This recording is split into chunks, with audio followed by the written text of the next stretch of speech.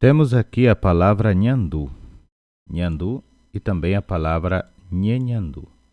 Nhandu é sentir, sentir nhandu. Eu vou colocar aqui a tradução, seria sentir.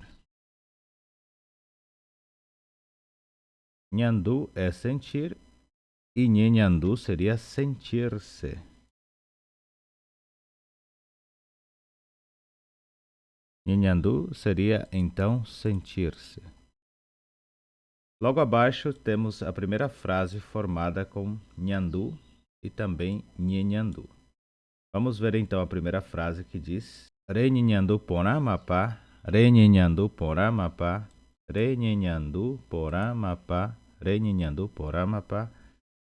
Esta frase seria: Você já está se sentindo bem? Você já está se sentindo bem? Aí temos aqui a segunda frase que diz: Renhandu pa hasubo, renhandu pa hasubo, renhandu pa hasubo, que quer dizer: Você sente que está doendo?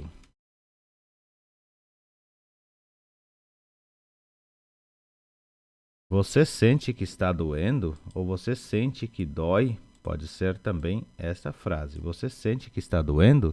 Ou você sente que dói?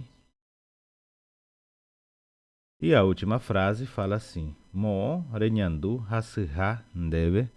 Mo renhandu hasuha ndeve.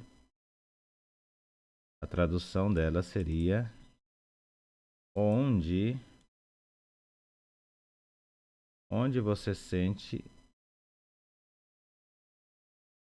você sente que está doendo? Onde você sente que está doendo?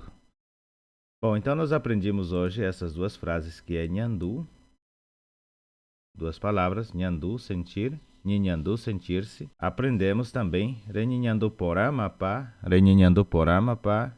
Seguidamente foi renhandu parrasubo e por último mo renhandu hasuha ndeve.